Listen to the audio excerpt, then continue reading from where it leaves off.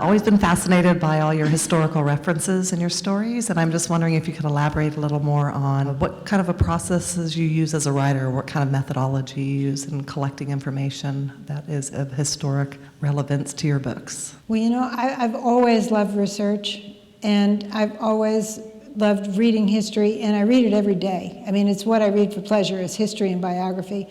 And the stories not only give me the facts and the details about another time, they inspire me. I stumble over wonderful stories in history, and I think, well, I've got to write something about that time. I've got to put somebody in that time. How incredible. One time a friend of mine said something that I thought was really illuminating. She said, you use these historical settings the way science fiction writers use speculative settings. And I think that's true. But I really love to work with that level of spectacle in my writing. I find that exciting. And I don't fully understand it, I just sort of accept it.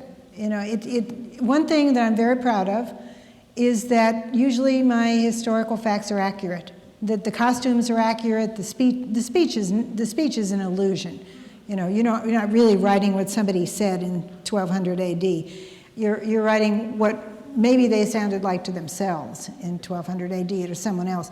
But I try to get all the details right, and I get more and more interested the longer I go on. There's more specific history in my last two novels than in most of the novels I wrote. There are settings in the earlier novels, but there's real specific history in Angel Time and of Love and Evil. I'm really fascinated by the history of the Jews in Western civilization and the interaction of Christian and Jews, and the stories that people don't know about that interaction. And I love writing about that in the Toby O'Dare novels. Toby gets sent back in history basically to interact with Jews that are praying to God for some sort of help, and they're usually in some kind of a dilemma with a Christian community. And I love writing that stuff. I love thoroughly researching it and coming up with all kinds of aspects that people just don't know. Thank you so much for speaking about the believing in yourself fiercely and recklessly, because listening to you has just made me stay all the more determined about seeing a book through that I want to get published. But I'm facing the eye of the needle. Writing the book was long but easy compared to how do I deal with the damn query letter? How do there seems to be such a brief format to put all your passion and convince somebody that they want to read your manuscript. And any tricks or any suggestions or advice would be very welcomed. It's a tough one. I've never had to write a query letter, but I've talked to people who had, and I've talked to the people who read query letters. And what one woman who worked at a pretty highbrow literary agency said to me is that she reads them with a highlighter and she looks for the ingredients. So the passion is important, but she's looking for not necessarily saleable elements of your story, but things that set her off, that get her excited. Location, cultural references that are included in your story, a type of character. And if she likes it, she highlights it, and if she doesn't, she doesn't. And it's a really cold and kind of defeating way to think of the process, but that is how it works for this one woman. It's hard to pitch your own work. It's a staple in Hollywood, but for novelists it's almost impossible because we don't think in single sentences. I mean, like, people ask me to pitch my work and I go, well, it begins on a night in February. And they're like, wait a minute, you got to pitch me in 5 words, which to me is just terrifying. But I don't think publishing asks you to be quite that concise, but they ask you to paint a kind of broad stroke that kind of picks up all the tasty bits of your story. The people that I know in publishing really want to read the manuscript. They don't care what the letter says. Now, when the few times when I go to them and say, I know of this writer who I think is really good, they say, email the manuscript. Email the whole document. That's all they really care about. I do want to say this, and this is not what you're asking, but I feel compelled to say it.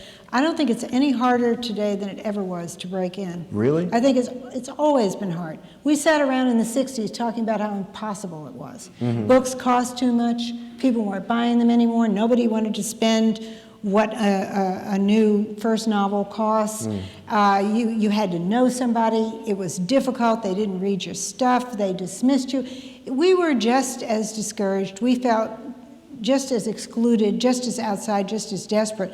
My feeling is, after watching all this for 35, 40 years, is it's no harder now. The arts have always been hard. If you had been dragging along the road to go to Epidaurus in ancient Greece to be in the plays, you know, that were written by Aeschylus or Euripides, people would have told you to go home. They would say the competition's too stiff, they're never going to deal with you, you're from the provinces, the Athenian actors have it locked up. You know, if you're not sleeping with the playwright, forget it, you know.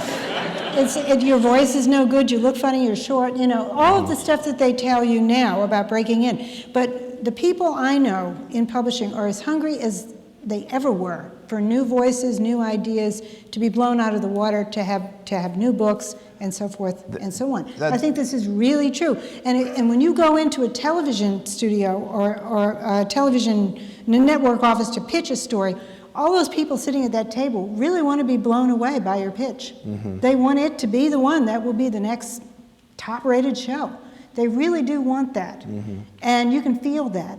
So there's no reason not to go for it. Right. And just realize it's always been difficult, it's always been competitive, there's always a bottleneck at the top, and mistakes are made all the time.